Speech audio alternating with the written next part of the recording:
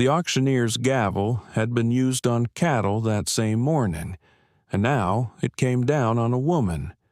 Nora Whitfield stood on the loading platform behind the Coles Hollow feed store with her hands folded at her waist, and she did not flinch when her own father named the price out loud. $40 and the back debt forgiven, Ura Whitfield said, and she comes with a trunk. He said it the way a man says the weight of a heifer, flat and a little bored, as though the daughter beside him were a thing that had failed to sell at the proper season and now had to be moved before the snow. 3 men stood in the cold mud below the platform. 2 of them laughed.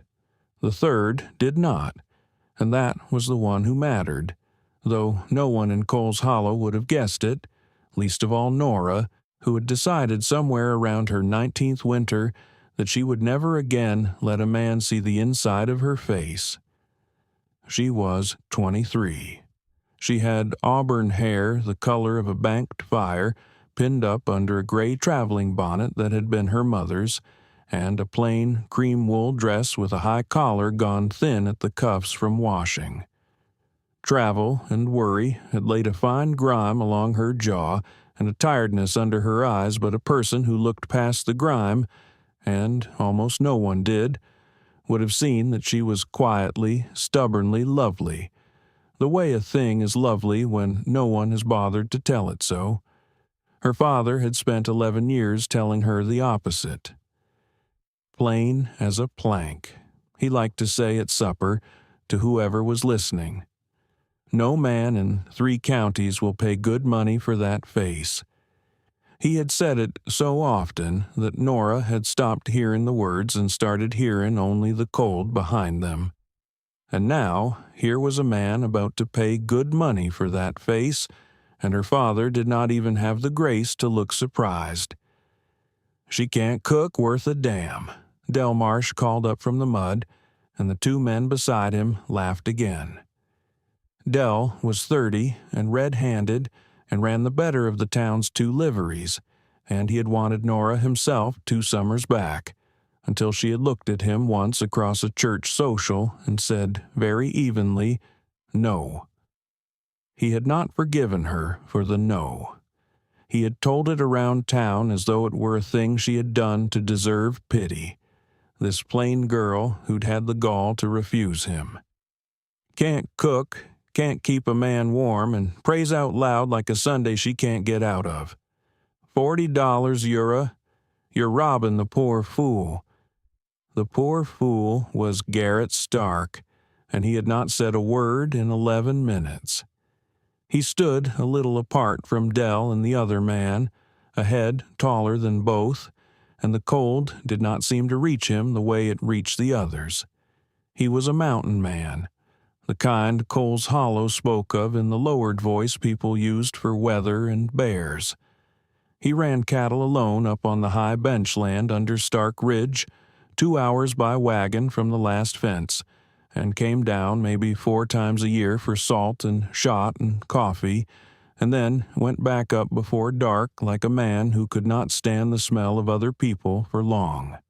The full dark beard was threaded at the jaw with the first gray. The worn leather coat, the color of wet bark, had a shearlin collar, his long dark hair brushed.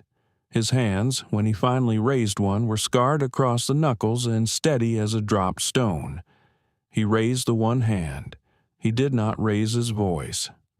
60, Garrett Stark said, and no trunk full of her father's debts hidden in it. He looked at Ura when he said it, and then he looked at Nora, and for exactly 1 second she would spend a long winter trying to understand. His face was not the face of a man buying a heifer. It was the face of a man who had been waiting a very long time for something to come back to him, and was afraid to believe it had. Then it was gone, and he was only a hard man in a cold coat again. 60, Ura Whitfield said, brightening. Sold.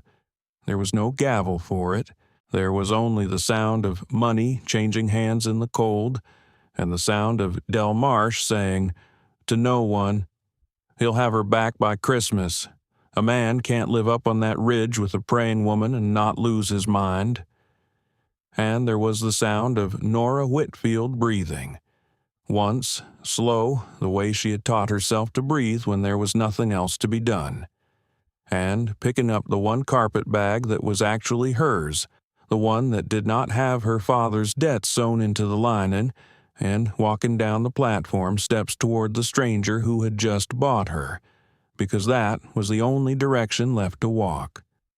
If you've ever watched somebody good get sold short, handed a label they didn't earn, and a price that wasn't theirs, and quietly hoped to see them proven worth more than the whole room could count, then you already know why I tell these stories, and you already belong here. Take a second to subscribe before the snow comes, because the people who stay for the long winter are the ones this channel is for, and Nora's winter is only just beginning. And tell me down in the comments where you're listening from tonight. What town, what road, what window the cold is pressing against. Because somebody on this ridge is keeping a fire lit for you too. She had 3 things in the world. She had her mother's gray bonnet, the carpet bag, and a wedding band that was not a wedding band yet. A thin, worn gold ring she carried wrapped in a square of flannel at the bottom of the bag, though she had no husband and no prospect of one, and could not have told you why she kept it, except that it had been her grandmother's, and it was the only warm-feeling thing she owned. That ring is going to matter. Keep it in your mind. The wagon was waiting at the edge of the lot, an old buckboard with a patient brown mule in the traces and a black and white dog sitting up straight on the seat as though it had been left in charge. When Garrett Stark came around the side of the wagon, the dog did a thing Nora would remember for the rest of her life. It did not bark. It did not cringe. It looked at her. One long look, ears forward, the whole animal gone still with attention. And then it climbed down off the seat and crossed the cold mud and pressed its head against her thin skirts and stood there, leaning the way a dog leans only against people it has already decided about. "That's strange," Garrett said. It was the first thing he had said directly to her. His voice was low and rusted from disuse, a man who went weeks without using more than 10 words. "Skye doesn't do that. Skye hasn't done that to anybody in 3 years." "What's Skye?" Nora asked. "The dog. And the answer to your next question is no. I didn't name him for the sky. I named him because he won't come down out of high places, same as me." He paused, and something almost like discomfort crossed the part of his face the beard left visible. "Animals get a sense about people before people do. Skye's never been wrong yet. Figured you ought to know that, since the whole town just told you what you are. The dog tells it different." And then, as if he had said far too much, he turned and threw her carpet bag up into the wagon bed beside 2 sacks of salt and a coil of new rope, and said, "We've got 2 hours and the light's going. There's a child up at the place. We need to get back to her before dark." A child. Nora's hand tightened on the rail of the wagon. No one had said anything about a child. She climbed up onto the seat. The dog climbed up between them and laid its chin on her knee, and Garrett Stark clicked his tongue once at the mule, and the wagon rolled out of Cole's Hollow into the long blue cold of the foothills. And the last thing Nora heard from the town she was leaving was Del Marsh's laugh, carrying across the lot, telling somebody she'd be back by Christmas. She would not be back by Christmas, but it would take the whole of the hardest winter Stark Ridge had seen in 40 years to show her, and the town, and most of all the man beside her, exactly why. The road climbed. For the first hour, neither of them spoke, and Nora learned the shape of the silence the way you learn the shape of a room in the dark. It was not a cruel silence, That surprised her. She had grown up inside a cruel silence, her father's, which was a silence with teeth, a quiet that was always about to become a word that hurt. Garrett Stark's silence had no teeth in it. It was just empty, the way a house is empty when the people who used to fill it are gone. She found, to her own surprise, that she was not afraid of it. She studied him sidelong as the mule leaned into the grade, the way a woman studies a country she has been sold into and has no map of. The man drove with his elbows on his knees and the reins loose in his scarred hands, letting the mule pick the road it already knew, and he watched the high bench land ahead of them the whole time, the way other men watched a person they were talking to. Now and again, the wind off the ridge would come down hard and cold and lift the shearling collar of his coat against his dark hair, and he did not so much as turn his face from it.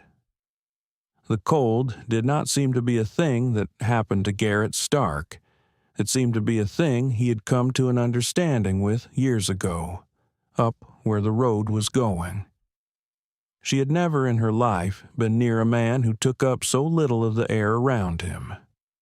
Her father filled every room he entered to the corners with his voice and his wants and the weather of his moods. This one sat beside her 2 feet away and asked nothing of the space at all, and she kept waiting for the asking to start, because in her experience it always did, and it did not start, and the not starting was the strangest kindness she had been shown in years. Once, where the road forded a creek gone half to ice, he stopped the mule without a word and climbed down and broke the skim of ice along the bank with his boot heel so the animal could drink, and he cupped a handful of the black cold water up to its muzzle when it was shy of the broken edge, talking to it low, "Easy, easy now." The same 2 words over and over, and Nora watched the gentleness in the big scarred hands and filed it away the way she filed everything away, in the careful ledger of a woman who had learned to read men by their hands and not their mouths, because mouths lied and hands did not. He is gentle with the mule, she thought. He was gentle with the dog. He has not once been ungentle with me, and he had every license to be. He owns me now, the way he owns the mule. And she did not know what to do with that, so she did what she always did with the thing she didn't know what to do with. She set it on the shelf and watched, and waited for the cold to come. The country opened as they climbed. Below them the valley spread out gold and brown in the failing light, the river a thread of pewter, the town already a smudge of wood smoke far behind.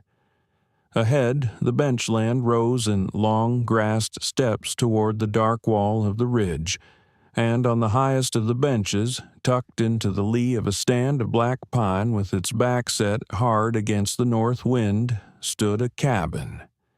It was bigger than she had expected, built of squared logs gone silver with weather, a stone chimney at one end already breathing a thin line of smoke, a barn behind it, and a pole corral, and, beyond the corral, cattle. Not many, 40 head perhaps, red and bony, and standing with their tails to the wind in the way cattle stand when the grass has gone thin and the cold has come early. "They don't look good," Nora said. It was the first thing she had said in an hour, and she had not meant to say it, and she braced for the kind of answer her father would have given. "And what would you know about cattle, plain girl?" Garrett Stark looked at the herd a long moment.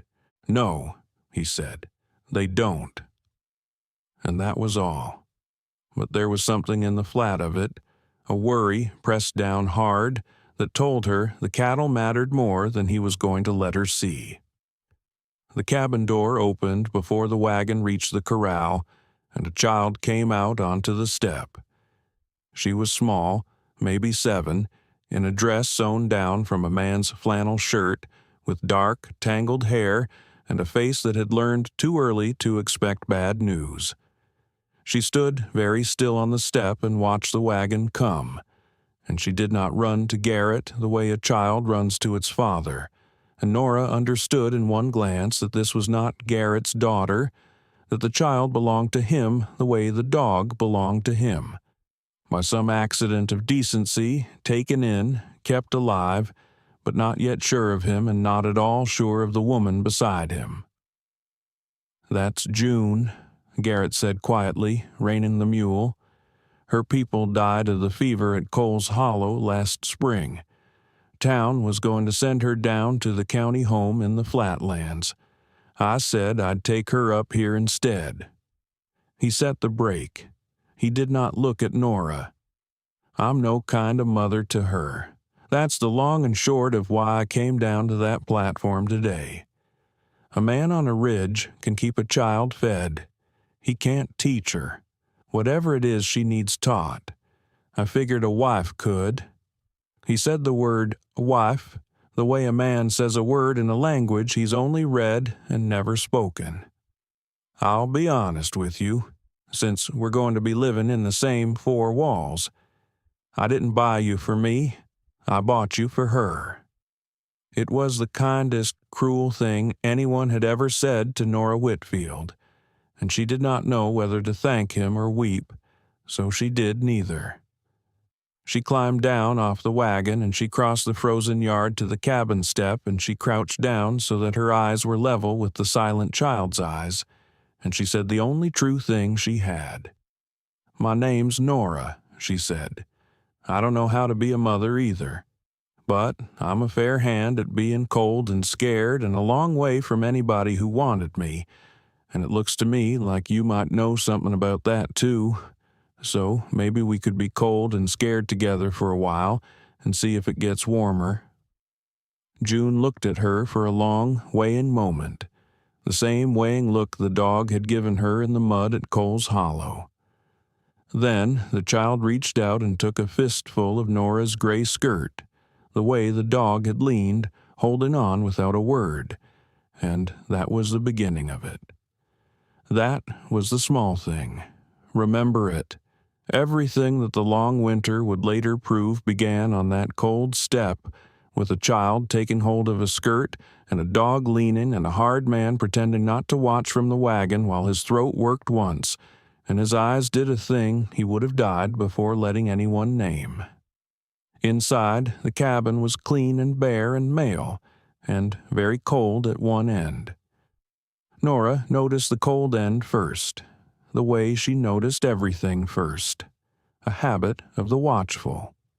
The chimney was at the south wall, and the heat from the hearth filled the south half of the single great room, and then simply stopped, as if a line had been drawn across the floorboards, and past the line the air had a different weight to it, a still blue cold that breathed up out of the gaps in the north wall where the chinking had fallen out and never been packed back. There was a bed in the warm end and a pallet near it for June, and at the cold end, a second bed frame with a bare tick mattress set as far from the fire as a bed could be set, and Nora understood without being told that this was to be hers, the cold end bed, the far bed, and she understood too that Garrett Stark had set it there not to insult her, but because he did not trust himself, after 10 years alone, to set it any closer. "I'll fix the chinking," she said, looking at the gaps in the north wall, the white threads of cold coming through. "You won't," Garrett said. "That's a man's job, and a tall one, and you'll not do it in that dress. I'll see to it before the hard snow." But he did not see to it that week, because the cattle took all his hours, and the gaps stayed open, and the cold went on breathing through them, and Nora lay her first night in the far bed under every quilt she could find, and listened to the wind walk through the north wall like a thing with patience, and she thought, "He told the truth on the platform. He bought me for the child. There is nothing in this for me but a roof." And she was almost right. She had counted everything in the cabin correctly except one thing, and the one thing she had not counted was the man, and what a man like that carries up a mountain and tells no one for 7 years in the dark. Because Garrett Stark had seen Nora Whitfield before. Not that anyone knew it. Not Del Marsh, who thought he'd watched a stranger by a stranger. Not Ura Whitfield, who would not have remembered a day 7 years gone if you'd paid him $60 too. Not Nora, who had been 16 that summer and had no reason on God's earth to remember one tall, quiet young man among the hundreds who passed through the Coles Hollow stockyards in cattle season. But Garrett remembered. He had been 28 that summer, and not yet a legend, and not yet alone. He'd had a younger brother then, Caleb, and a herd they ran together, and a future they argued about the way brothers do, all the way down the trail. They'd brought 400 head down to Coles Hollow to sell, and it had gone bad at the loading pens. A steer had panicked in the chute and gone over a rail, and Caleb had gone in after it the way you're never supposed to, and the steer had crushed his leg against the post before Garrett could drag him clear.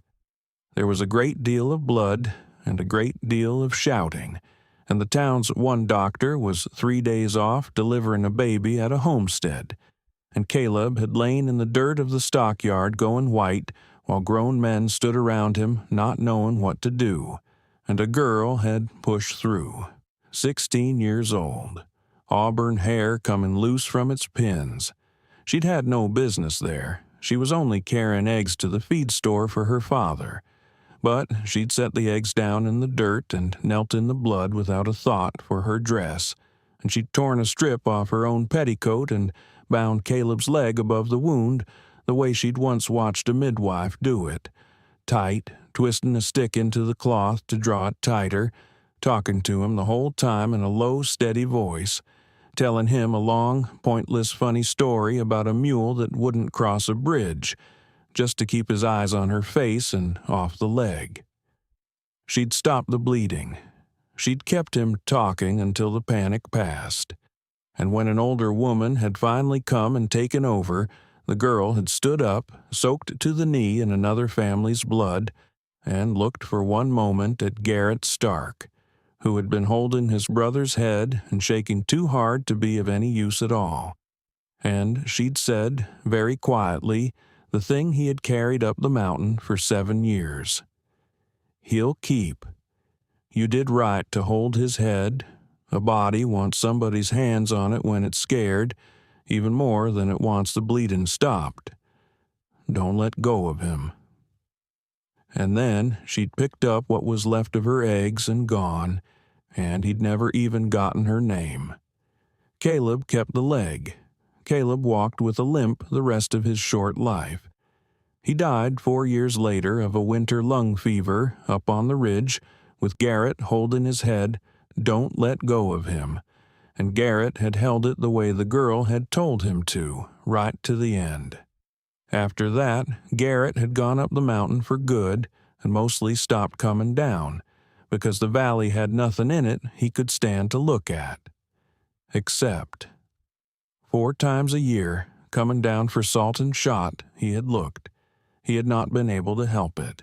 He had looked for the auburn-haired girl who'd knelt in the blood and told him not to let go, and over the years he'd pieced together, from feed store talk he pretended not to listen to, who she was, Ura Whitfield's daughter, the one the town called Plain, the one her own father couldn't sell. Plain.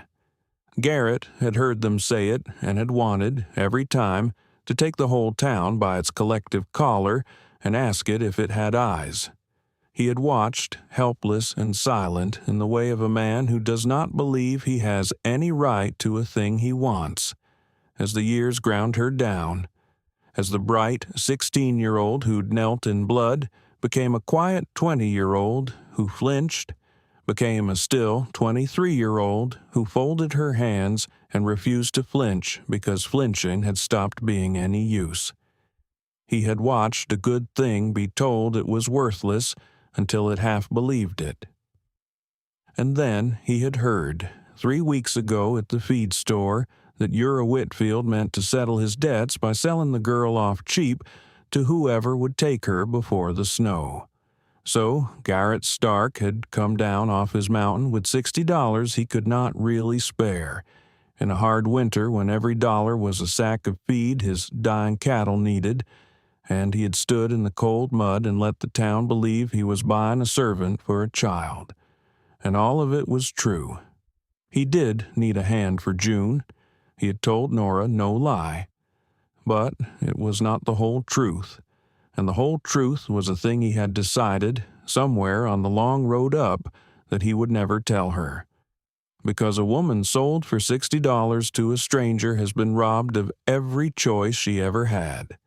And the one thing Garrett Stark would not do, the one decency he had left in him after 10 years alone, was rob her of the last one. He would not tell her he had loved her, in his silent, helpless way, since she was 16 years old and soaked in his brother's blood.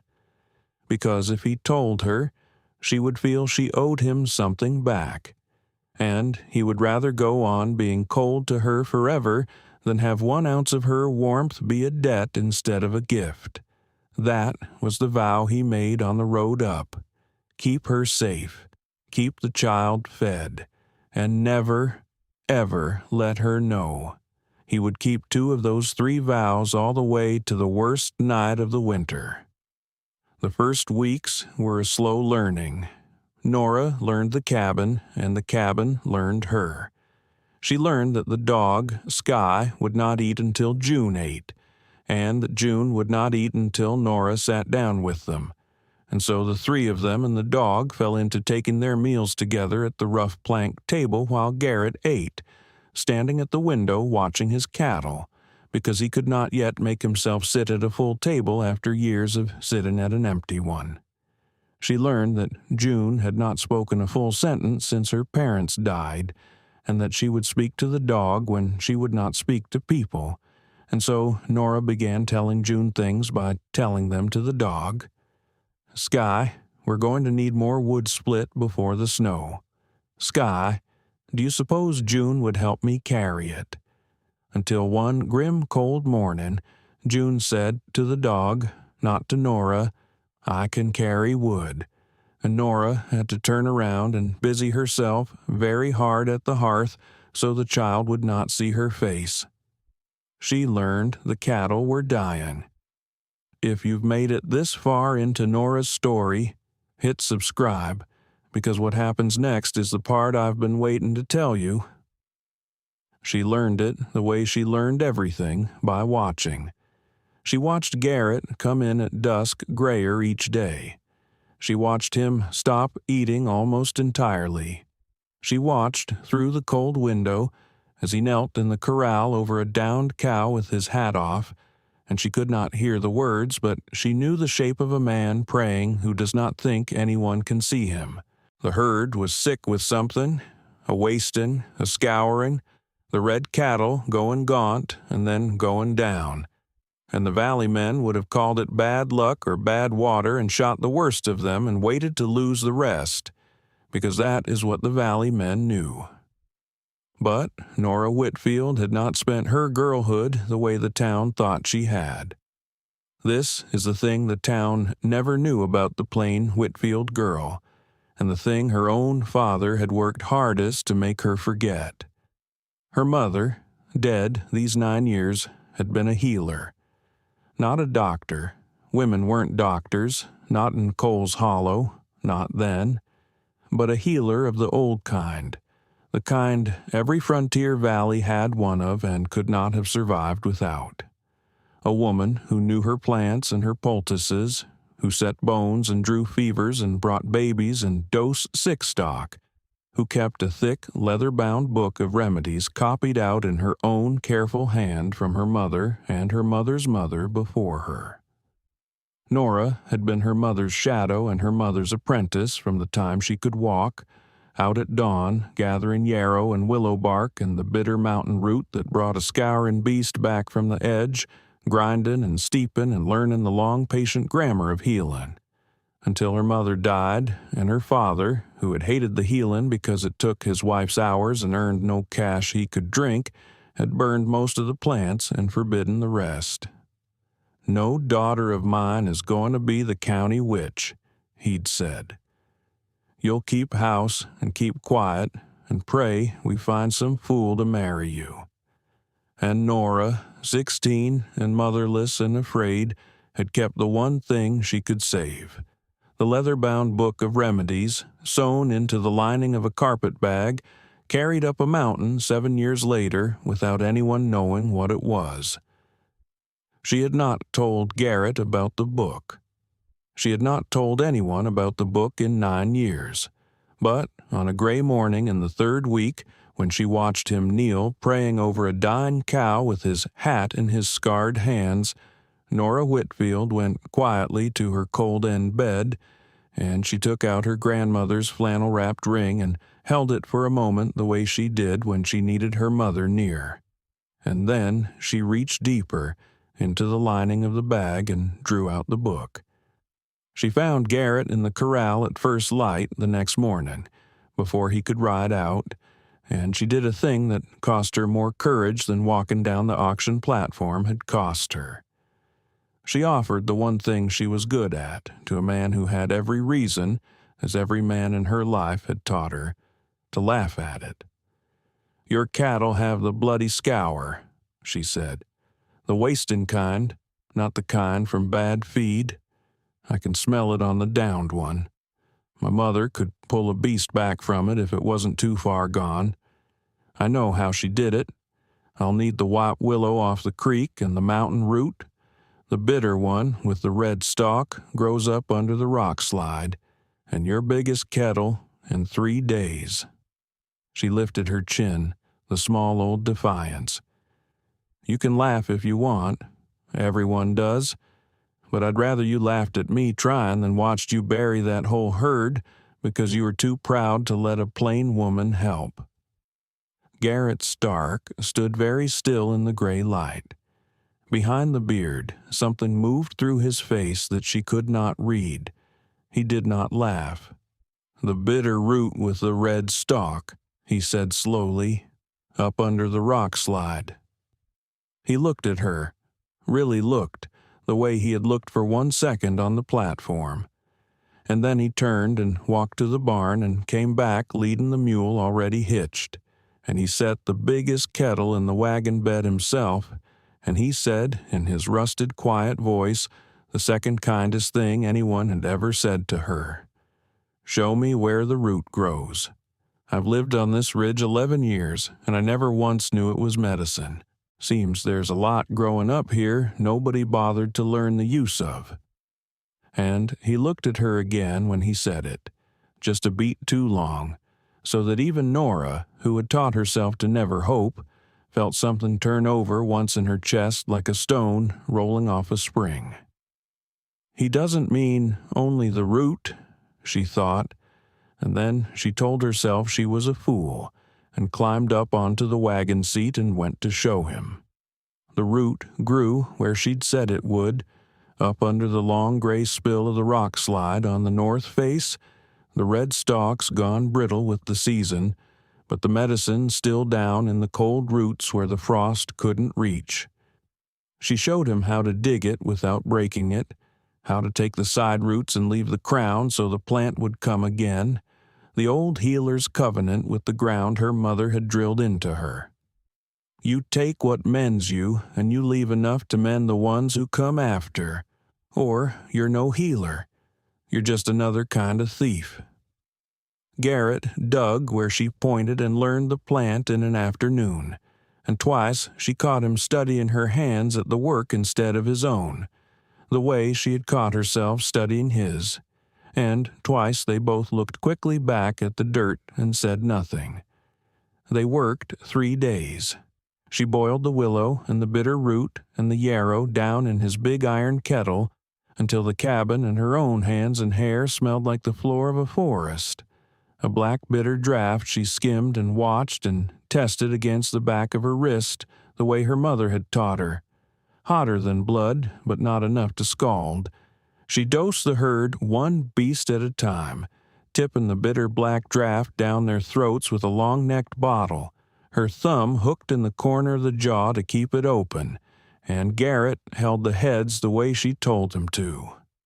"A body wants somebody's hands on it when it's scared," she said, not knowing she was quoting herself at 16, not knowing what those exact words did to the man kneeling beside her, who went absolutely still for a moment and then bent his head and held the cow and did not trust himself to speak. They worked through the short gray days and most of 3 nights.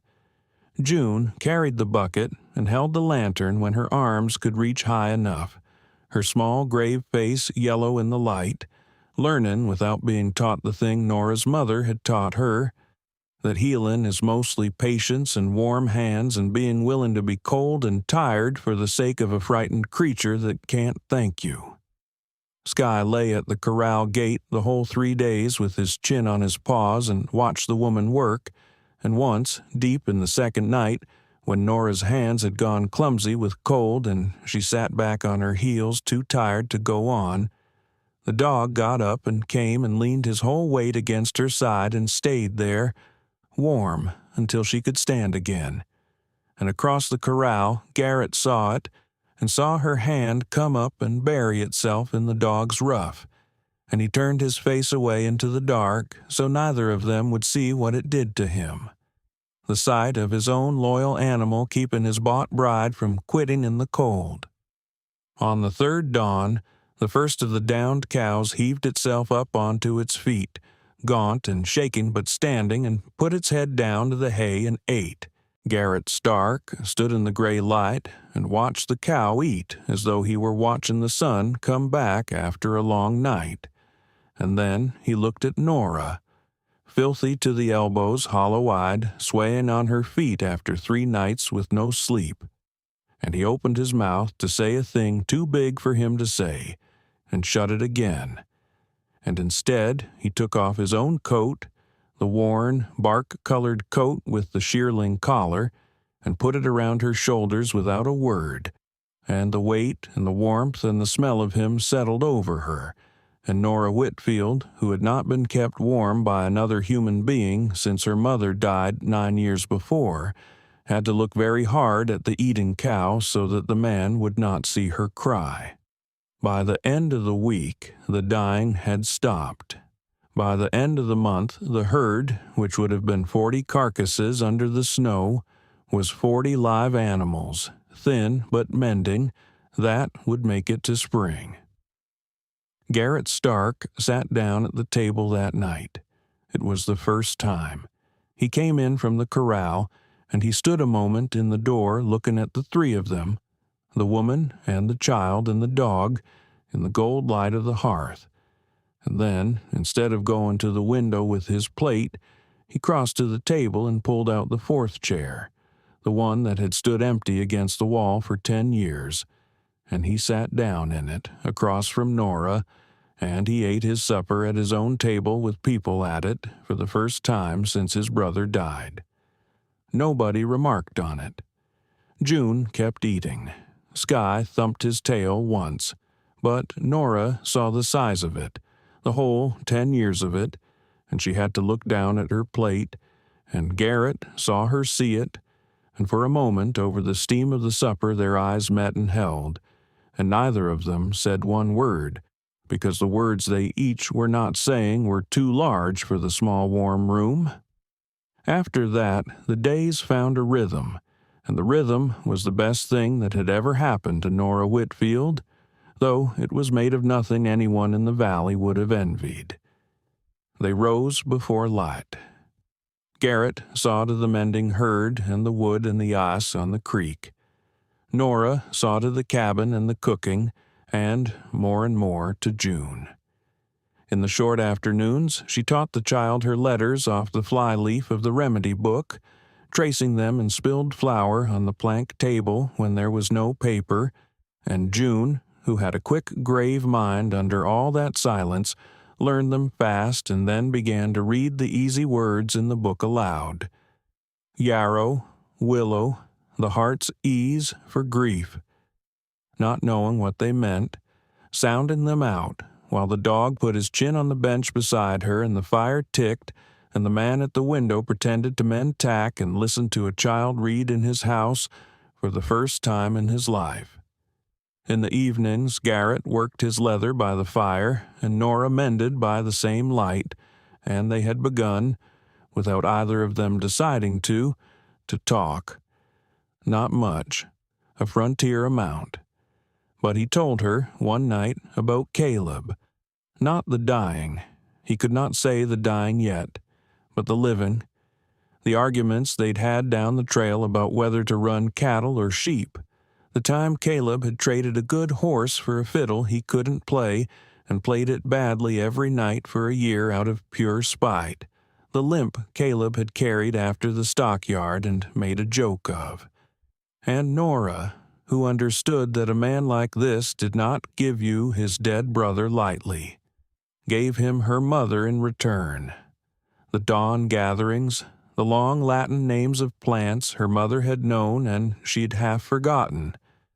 The way her mother had hummed the same 3 bars of a hymn over every poultice she ever made, until the humming itself seemed part of the medicine. They traded their dead across the firelight like 2 people warming their hands at the same small flame, and June fell asleep against the dog listening to it, and the cold end of the cabin stayed empty and far away, and neither of them named the thing that was happening, because to name it would have been to risk it, and they had each lost too much already to risk a good thing by looking straight at it. There was an old man on the ridge that winter, too, and Nora came to know him in those weeks. Asa Pell, who Garrett had taken in the same quiet way he'd taken in the child and the dog. Asa had been a ranch hand all his long life, 40 years in other men's saddles, and when his hands finally went too crooked with the rheumatism to be worth wages, the outfit he'd given those 40 years to had turned him loose to freeze, the way the valley turned everyone loose who'd stopped being useful to it. Garrett had found him walking the road in the first cold with a bedroll and no plan, and had said only, "I've got a dry tack room and more coffee than one man drinks," and that was that. Asa wintered in the tack room off the barn, and did what light work his hands still allowed, and told June long rambling true stories about the trail, and asked for nothing, and was the first besides the dog to call the thing between Garrett and Nora by its right name. That man up and bought himself a wife and didn't even know he was doing it, Asa told Nora once, dry, mending a halter by feel. I watched him come down off this ridge twice a year for 7 years and look for somebody in that valley and never find her. Then he found her and paid $60 and called it hiring help. He chuckled, wheezing. Old fool. He's the gentlest man I ever rode for and the dumbest about his own heart. You be patient with him. And Nora, who had not known any of that, had filed it carefully away with everything else, and been patient. Once, late, she came on Garrett at the window with something small in his scarred hand, turning it in the firelight, and when he heard her step he closed his fist over it and put it away in his vest. Fast, the way a man hides a thing he isn't ready to be asked about. She thought it was money, or a watch. She did not ask. She had her own thing wrapped in flannel at the bottom of a bag that she took out some nights when the loneliness got bad and held until it warmed in her palm.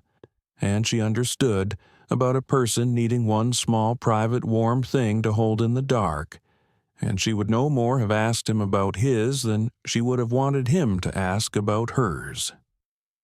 She did not know yet that they were each, in the dark, at opposite ends of the same cabin, holding a dead woman's wedding ring. That night, lying in the cold end bed with the wind in the north wall, Nora understood that she had begun, against all her training to be happy. And it frightened her more than her father ever had, because happiness, in Nora Whitfield's experience, was the thing they showed you right before they took it away. The snow came in the first week of December. It came the way it comes high on a ridge, not as weather, but as a presence, a great gray silence rolling down off Stark Ridge and swallowing the benchland whole, the cattle vanishing into it, the barn going to a gray shape and then to nothing, the world shrinking to the gold square of the cabin window and the white wall of the storm. Garrett spent the short days hauling the mending herd down off the high bench into the lee of the barn, breaking ice on the creek, and the long nights mending tack by the fire, while Nora taught June her letters off the flyleaf of the remedy book, and sky lay across all their feet at once. The cold end of the cabin grew colder. The chinking, Garrett had never gotten to let the storm in through the north wall in white threads, and the far bed where Nora slept grew so cold that ice formed on the inside of the logs a hand's width from her pillow, and still she said nothing, because she had been taught that her comfort was the least important thing in any room she stood in. It was June who told. The child had begun to talk, a little, in the warm weeks. To Nora now, not only to the dog, and one black cold night, when Garrett came in stamping snow off his boots, June looked up from the hearthrug and said, in her small grave voice, the longest sentence she had said since her parents died. "Nora's bed has ice on the wall. I saw it. She doesn't say because she thinks nobody minds if she's cold, but I mind." And then the child, having spent every word she had, put her face against the dog and would not say any more.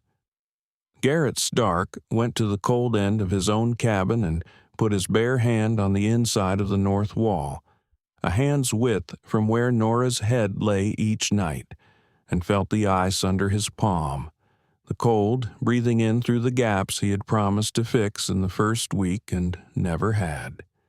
He did not say anything. He went out into the storm. Nora thought he was angry. She sat very still by the fire and waited for the cost of it, the way she had waited all her life for the cost of having a need. But Garrett Stark was not gone to be angry. He was gone 4 hours into a December blizzard with a lantern and a fro and a maul, and when he came back in past midnight, white to the shoulders and shaking with cold, he had rechinked the entire north wall from the outside in the dark, and the storm packed every gap with moss and clay and oakum, every seam where the cold had been coming through, working bare-handed in weather that could kill a man, because the woman he had bought for $60 and sworn never to love had been sleeping under ice for 3 weeks and had been too beaten down by her whole life to believe she was allowed to mention it. He came in, and he could barely speak for the cold. Nora flew to him. She could not help it, all her healer's training and something older than training, and got his frozen coat off and his frozen hands into a basin of snow water to thaw them slow the way her mother had taught, the only safe way, and wrapped him in the quilts off her own cold bed and knelt in front of him chafing the blood back into his ruined hands, scolding him in a low, fierce voice she had never once used on anyone. "You fool, you great stubborn fool. You could have died out there over a wall, over my bed. What is a wall? I have slept cold my whole life." And Garrett Stark looked down at the auburn head bent over his hands in the firelight. This woman crying angry tears into his frozen palms over the fact that he had nearly killed himself to keep her warm. And he came as close as he ever came in the whole long winter to breaking his vow. He said, very low, "It isn't a wall." And then he stopped himself, hard, the way a man hauls a horse back from a cliff edge, and he said only, "Go to bed, Nora. The wall's fixed. You'll be warm now." And she went and lay in the suddenly still and warming air of the north end with no ice on the logs for the first time, and she did not understand, and she lay awake a long time not understanding.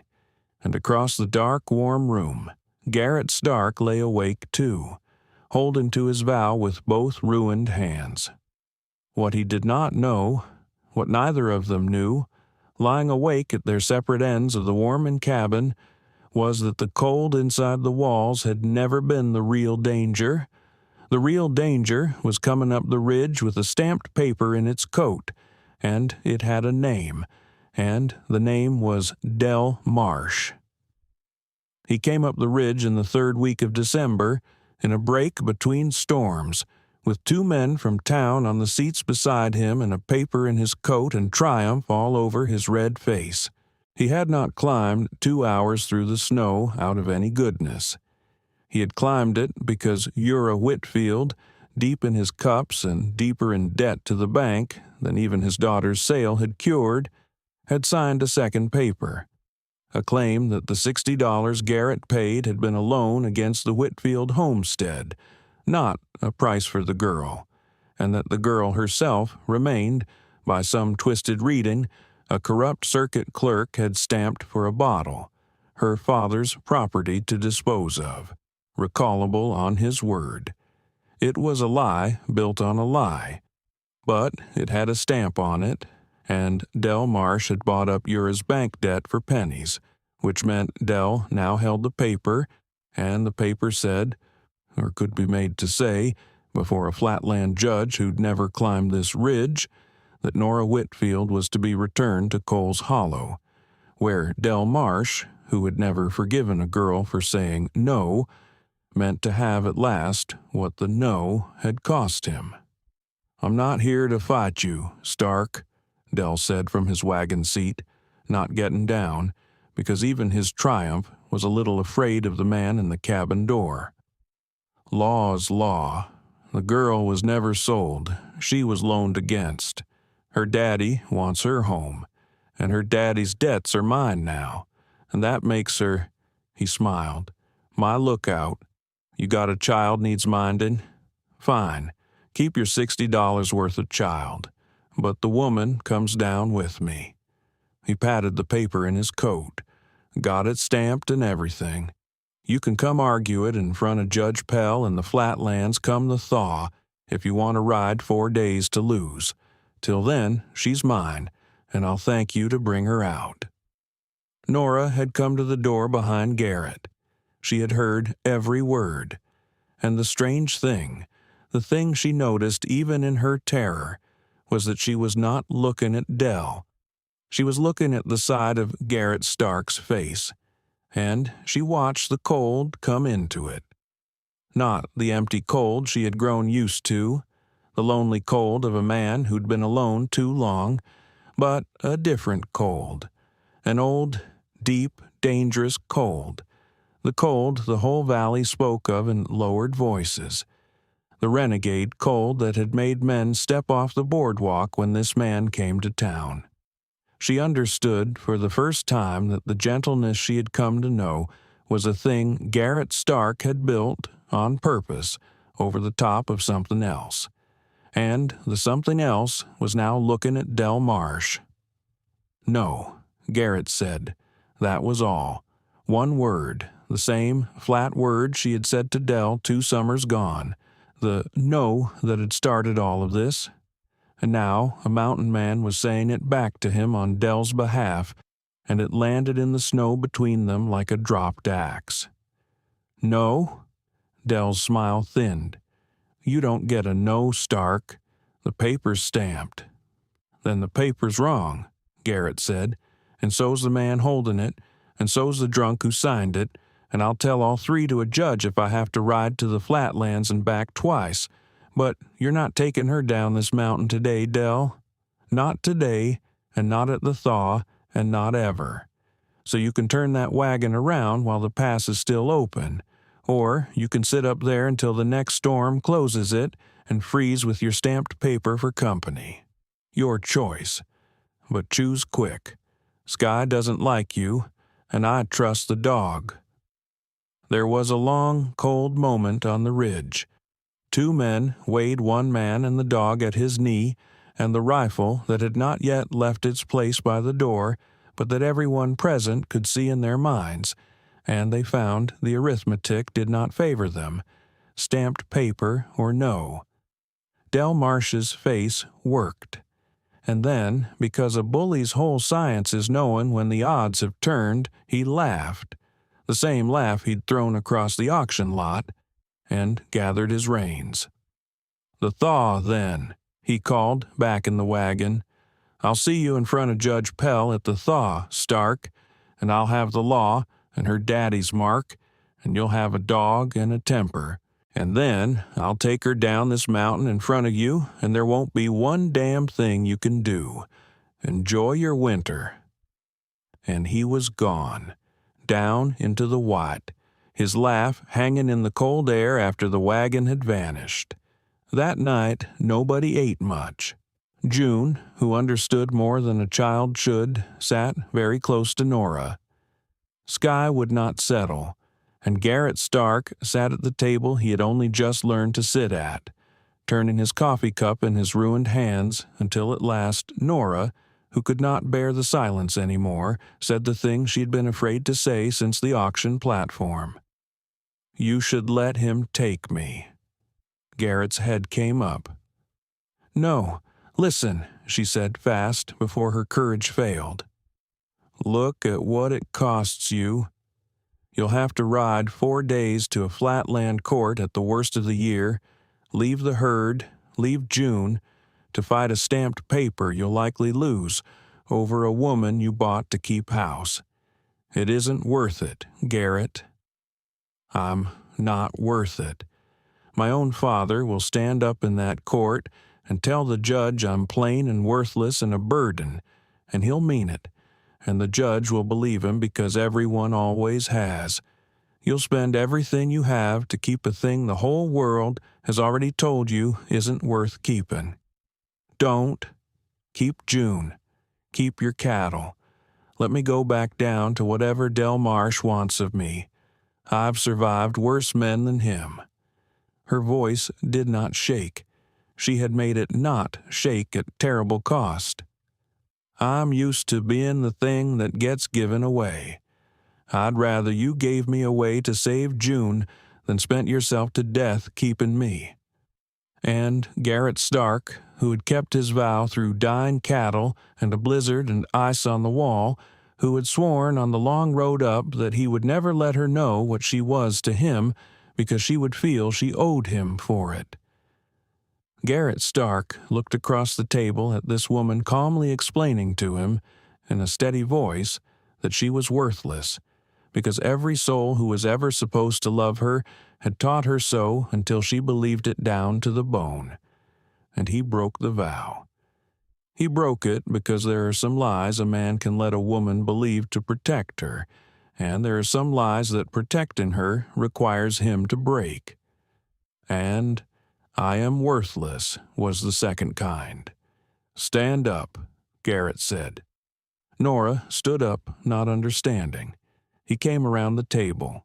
He took her hand, the first time he had touched her in all those weeks, except to be doctored, and he turned it palm up, and from the pocket of his vest he took something wrapped in a square of oilcloth, and he unwrapped it and laid it in her open palm.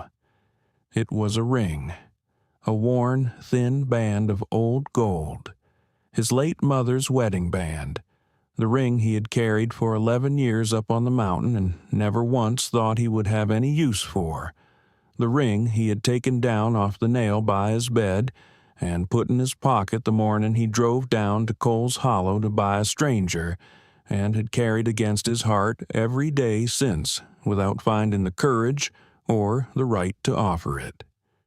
7 years ago, Garrett Stark said, and his rusted voice was not steady now, not at all, the words coming up out of him like water out of long frozen ground.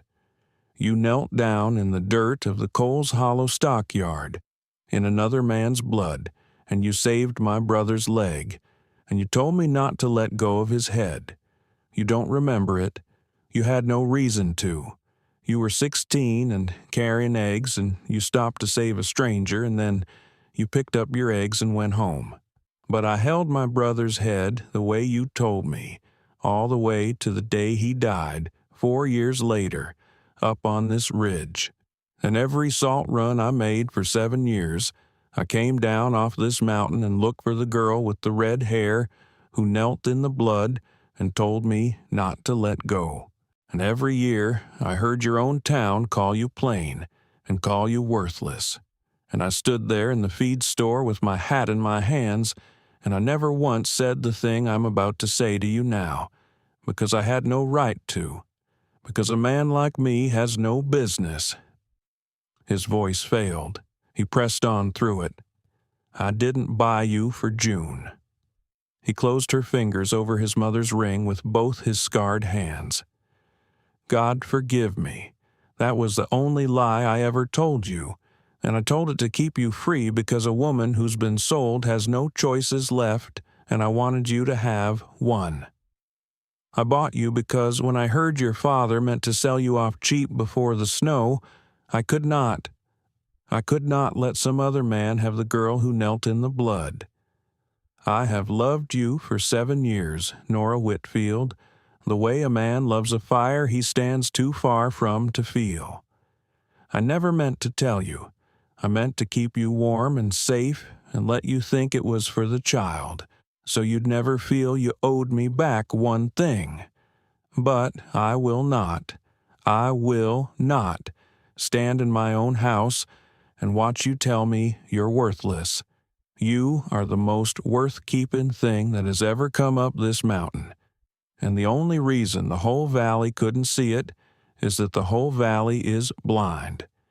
And I have been the only man in 3 counties with eyes for 7 years, so you can go back down to Del Marsh if you choose to. You're not my property, and you never were, and I'll cut that stamped paper in half myself before I'd hold you here against your will. But you will not go thinking you're worthless.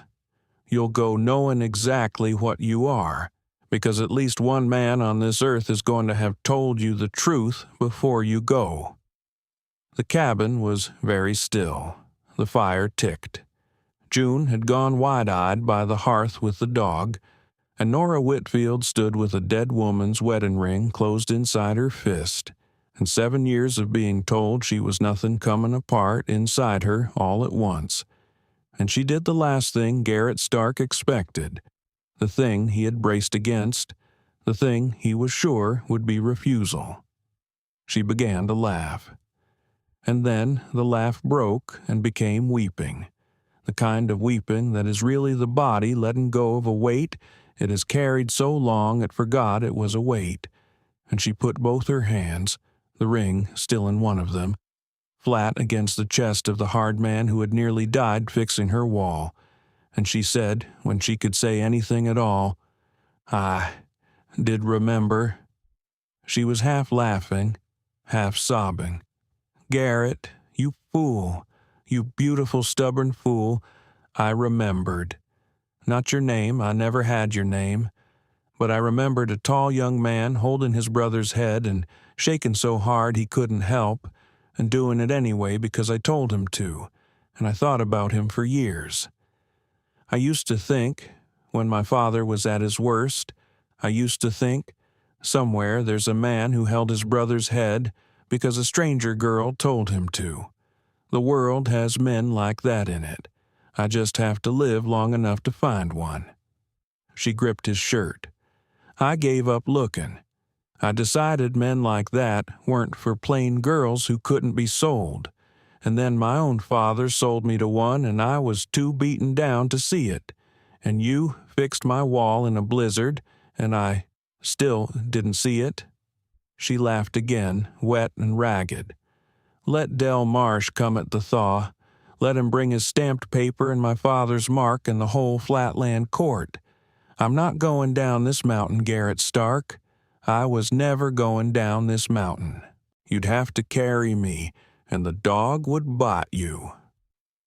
And Garrett Stark, for the first time in the whole long winter, for the first time perhaps since his brother died, laughed too, a rusted, broken, astonished sound, and he put his ruined arms around her, careful, the way you hold a thing you've waited 7 years to be allowed to hold, and over the top of her auburn head, in the gold firelight, his eyes were wet and he did not care, and June crept across the floor with the dog and leaned against the two of them at once, holding a fistful of each of their clothes, and that was the family the long winter made, formed up in the warm end of a cabin while the snow walled the world away outside. But the winter was not done with them, and neither was Del Marsh. The thaw was 4 months off, but the worst of the winter was not. It came at the end of January. The storm the old men on the ridge would still be measuring other storms against 40 years later. 3 days of white nothing, then a fourth day, worse than the 3, the temperature falling out of the bottom of the thermometer, the kind of cold that kills cattle standing up and kills men who go out to save them. Garrett had brought the herd down into the lee of the barn, but on the second night of the great storm, a section of the corral fence went down under the weight of drift, and a dozen head pushed out into the white and scattered up the bench toward the high country, toward the place where cattle freeze and are not found until spring. Garrett went out after them. He had no choice. A dozen head was a quarter of everything he owned, the difference between making the bank's spring note and losing the ridge entirely, and beyond the money, it was the herd Nora had pulled back from death with her mother's bitter root, and neither of them could stand to let it die in the snow now. He went out, roped to the corral so the storm couldn't take his bearings from him, and he drove the cattle back 1 and 2 at a time through cold that froze his beard to ice and stole the feeling from his ruined hands, and on the last push, hauling a bogged steer out of a drift up the bench, the rope, the new coil he'd bought the day he bought Nora, the rope she'd ridden up the mountain beside, parted. It had frayed on the broken fence rail. It parted, and the storm closed over Garrett Stark like a hand over a candle, and he was out there in the white with no line back and the cold coming for him in earnest. In the cabin, Nora knew before she could have known. She would say afterward she could not explain it. She only knew that the dog, Sky, who had not been wrong about a person yet, came up off the hearth all at once and went to the door and stood rigid, staring at the wood, every hair up along his spine, and would not be called back. And Nora looked at the dog, and looked at the storm, and did the arithmetic, and her blood went to water. What she did next, the town would not believe when it heard it, because the town had spent 23 years deciding what the plain Whitfield girl was and was not capable of. She didn't panic. She did not pray and wait. She moved like her mother's daughter in a crisis, fast and exact. She built the fire up to a roar so its light would throw against the window. She lit every lamp in the cabin and set them in the window glass as a beacon. She took the second rope. There was always a second rope.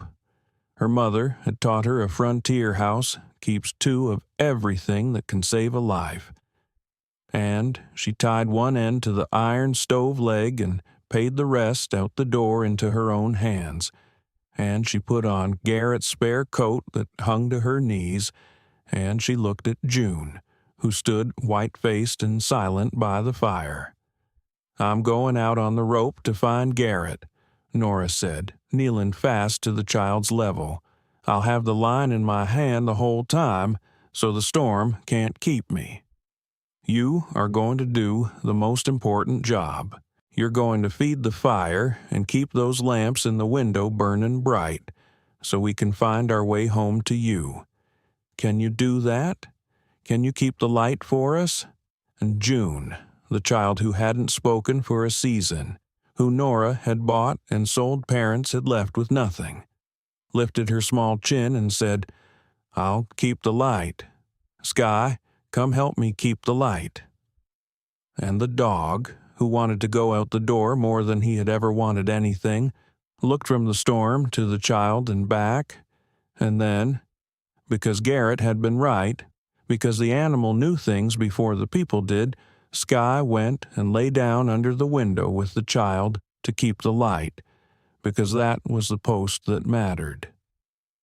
Nora went out into the white on her mother's two-rope rule, and the storm took her breath at the door like a hand laid flat over her mouth. She had never been in cold like it. It was not weather. It was a country with its own hard law, and the law was that everything warm must be made cold, and it set about her the instant she left the step, drove the snow flat and sideways into the seam of every garment, sucked the heat out through the soles of her boots, pushed at her with a steady, murderous patience that wanted only to take her bearings and turn her in a slow circle until she walked the wrong way and was lost. But she had the line. She had her mother's line, paid out from the iron stove behind her, burning through her bare, wet hands, and she did the thing her mother had taught her about a whiteout. You do not trust your eyes, and you do not trust your feet. You trust the rope, and only the rope. The rope is the truth, and the storm is the lie. And she went out into the lie on the truth, hand over hand, calling Garrett's name into a wind that tore it off her lips and threw it away before it was even a word. She found him by the dog's logic and her own. She followed the broken fence to the gap by feel, the line paying out behind her, then the churned trough up the bench where the dozen head had pushed through, the snow there packed and scuffed under the fresh fall, and she went up it bent double under the wind, with the rope going taut and thin behind her, out to its very last foot. And there, just within the reach of the line, at the place where she would have had to let go to go one step farther, there was a darker shape down in the drift, not moving. Drifted half over already, the snow building against the windward side of him the way it builds against anything that has stopped fighting it. He had gotten the bogged steer free. She would piece it together after, how he'd hauled the last beast up out of the drift with the parting rope, and felt it part, and known in one instant that the line back to the corral was gone and the storm had him, and had not panicked, had done the only sane thing a man can do when the cold has him and the dark is total, which is to put his back to the wind and go down into the smallest shape he can make and wait and pray, and trust that the woman he'd finally told the truth to would do what her mother's daughter would do. He had spent every ounce of his own heat on the animals, and saved none for himself, the way he spent everything on everyone and kept nothing back. And now the cold had come into him in earnest, into the deep places, and he was conscious, but barely, the words coming slow and far apart. He could not get up. His ruined hands would not close. There was frost in his beard and frost on his lashes, and a terrible peace coming over him that Nora knew, from her mother's book, was the worst sign of all. The cold telling its last lie, that it was warm now, that a man could rest. "I told you," Garrett got out when she reached him, his voice almost gone, the ghost of the rusted laugh in it even now. "You'd have to carry me." "Then I'll carry you," Nora said, and she did the impossible thing, the thing that was in her all along under the grime and the plainness and the years of being told she was nothing. She got him up, got the dead weight of a man twice her size half onto his own feet and half onto her shoulder. The rope wrapped twice around her wrist as her anchor and the only true thing in the white, and her mother's stubborn grammar of survival working in her hands and her cold-numbed mind. Keep him moving. Keep him talking. Do not let the cold tell either of you its lie about resting. So she talked to him the whole way, the way she'd talked to his brother in the stockyard 7 years before without ever knowing it. A long, pointless story about a mule that wouldn't cross a bridge, the very same story, dragged up out of God knew where. And, somewhere in the white, she felt him huff a broken, frozen laugh against her neck, and knew he'd recognized it, knew he understood at last that the girl from the blood and the woman on the rope were one and the same, that she had come for him the way she'd told him to come for Caleb, and would not let go.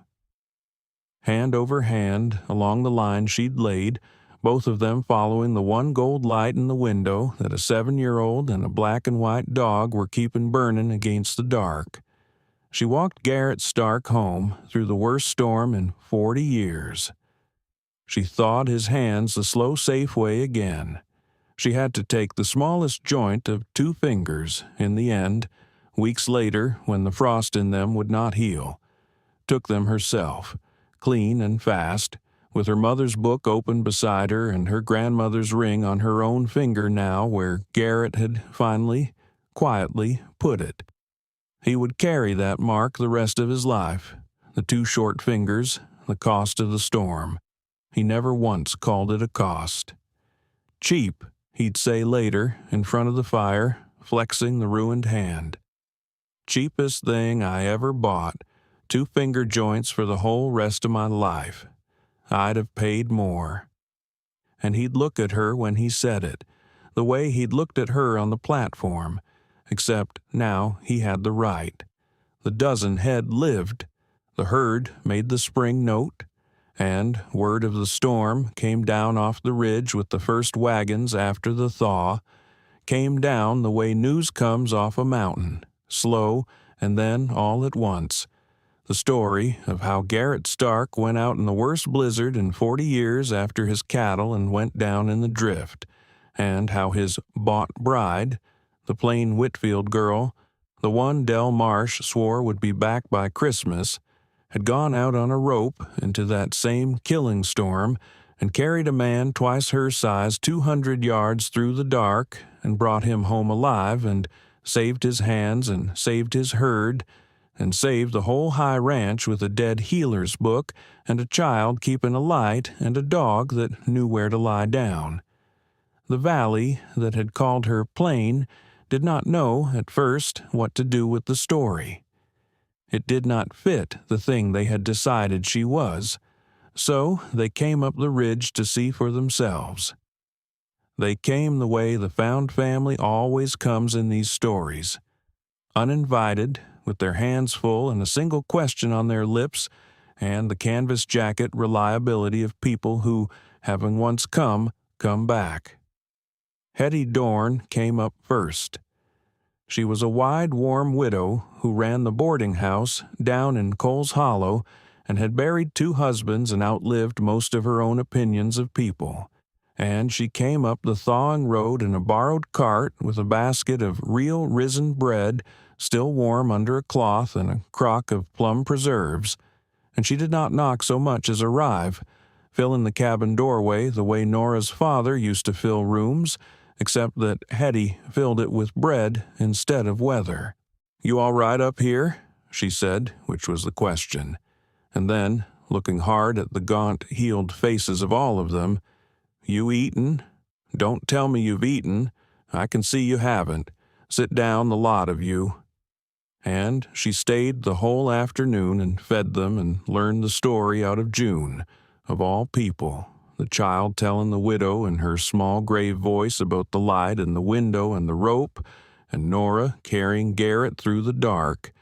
And Hetty Dorn went back down the mountain that evening, having decided something about the Whitfield girl, and what she'd decided she told all over the valley, because a boarding-house widow is the closest thing a frontier valley has to a newspaper.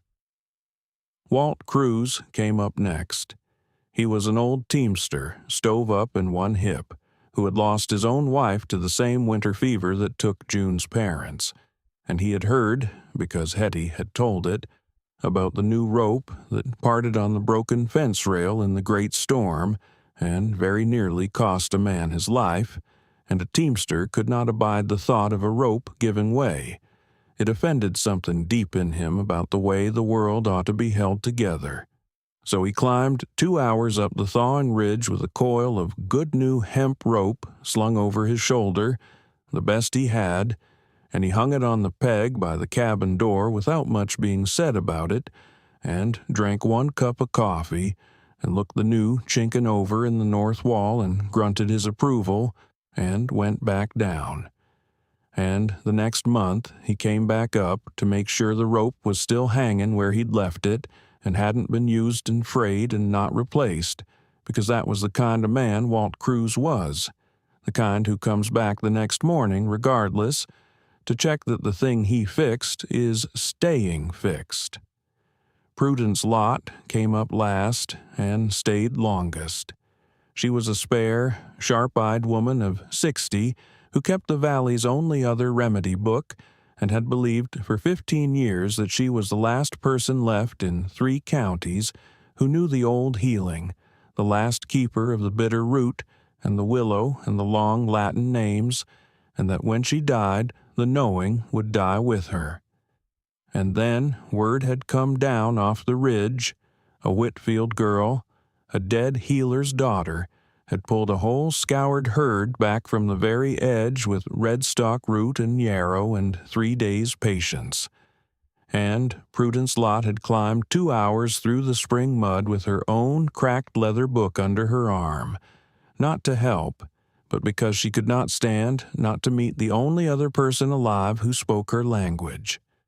The 2 of them sat at Garrett's plank table from noon until the lamps were lit, their 2 books open side by side, comparing remedies, arguing gently over whether the heart's ease was better steeped or pounded, each of them filling the gaps the other's mother had left, and Prudence Lott went down the mountain at dark, having found, at the very end of her own long loneliness, a friend and an heir, someone to give the knowing to, so that it would not die after all.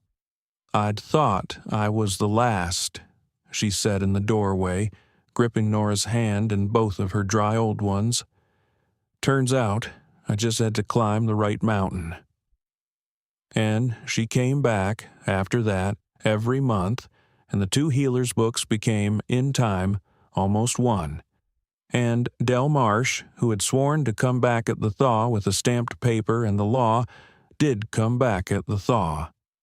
But the mountain had done its work on his story while he was gone, because the same circuit clerk who'd stamped his lie for a bottle had been turned out for it when a sober judge, Judge Pell, the very one Del had threatened them with, who turned out to be Asa Pell's brother, the old ranch hand Garrett had sheltered and who had told the judge the whole truth of it, looked into the matter and found the second paper for the forgery it was. Uriah Whitfield's mark meant nothing. A man cannot sell what he never owned, and no court in the territory, once a real judge read it, would call a grown woman her drunken father's property. The debt Del had bought up was Uriah's debt, and Del was welcome to chase Uriah for it to the bottom of a bottle. But Nora Whitfield was nobody's lookout but her own. Del came up the ridge to find the whole valley's regard had turned. He came up to find Hetty Dorn's wagon in the yard, and Walt Cruz's new rope by the door, and Prudence Lott at the table, and the plain girl he'd meant to drag down the mountain standing in the cabin doorway with a healer's reputation spreading across 3 counties and a mountain man's mother's ring on her hand. He did not even get all the way out of his wagon. He sat there with his worthless stamped paper, and Garrett Stark came and stood in the door, and behind Garrett stood Nora, and beside Nora stood the child and the dog, and around them in the yard stood the widows and the old men who had climbed 2 hours to be there, and Del Marsh looked at all of it, at the warm, full house he'd sworn would be empty by Christmas. And he understood, the way a bully finally understands, that he had lost a thing he had never had any right to win. He didn't shout. There was no one left to shout to. He turned the wagon in the spring mud, and he drove back down off the ridge, and the last anyone in this story ever saw of Del Marsh was his back, getting smaller, going down toward a valley that had stopped finding him amusing. The paper went into Garrett's fire that night. Nora didn't even watch it burn. She had stopped, somewhere in the long winter, being a woman who watched to see what would be taken from her next. There was nothing left in the cabin that anyone could take. They were married properly in the spring when the circuit preacher made his round, though they had both long since stopped feeling unmarried, somewhere back in the dark of January with a rope in her hands and his life in her arms. The preacher said the words over them in the cabin yard under the black pines with the whole strange new-found family standing witness. Hetty and Walt and Prudence and old Asa Pell and June holding the ring on a cushion she'd made herself, and Sky sitting up very straight and dignified in the front as though he'd arranged the whole thing, which in a way he had, having been the first one to cross a cold, muddy lot and lean against a woman the town had thrown away. Garrett put his mother's ring on Nora's hand for good. It fit as though it had been made for her, which, his mother being a small, fierce woman too, it nearly had. And Nora took out from the lining of the same carpet bag the thin gold band she had carried up the mountain wrapped in flannel. Her own grandmother's ring, the only warm-feeling thing she'd owned the day she was sold, and she put it on Garrett's scarred hand. On the whole, fingers the frost had spared, so that each of them now wore a ring a long-dead woman had left behind, a ring from a marriage that had ended in love, carried through cold and loneliness by two people who'd each been sure they'd never have any use for it. 2 rings, 2 people who'd kept the warm thing through the long cold on the chance, against all evidence that someday someone would put it on their hand and mean it. The valley would tell the story for years. Down in Cole's Hollow, they would point out the auburn-haired healer when she came down 4 times a year with her mountain man for salt and shot and coffee, and they would say, the same people, the very same people, that they'd always known the Whitfield girl had something in her. You could see it, the way she carried herself, even back when. And Nora, who had learned a great deal about the worth of what a valley always knew, would only smile and let them have it, because she had everything she needed up the mountain, and could afford to be generous with a town that had nothing left to take from her. On a gold evening at the end of that first married summer, with the light going long and copper across the benchland and the first star out over Stark Ridge and the mended herd fat and red in the high grass, Garrett Stark sat on the cabin step with his wife under his arm and the child asleep against her other side and the dog stretched across all their feet at once. He turned his ruined hand over in the last of the light and looked at the gold ring on it, his grandmother-in-law's ring, and then at the matching one on Nora's hand, his mother's, the 2 thin bands catching the sundown. I was going to keep it from you forever, he said quietly, what you were to me. I had it all worked out on the road down. Keep her warm, keep the child fed, never let her know so she'd never feel she owed me. 7 years I was going to carry it up here and never say. I know, Nora said. She was 23 years old, and for the first time in all those years she said it without the old flat steadiness. Said it soft, because she finally had a place soft was safe.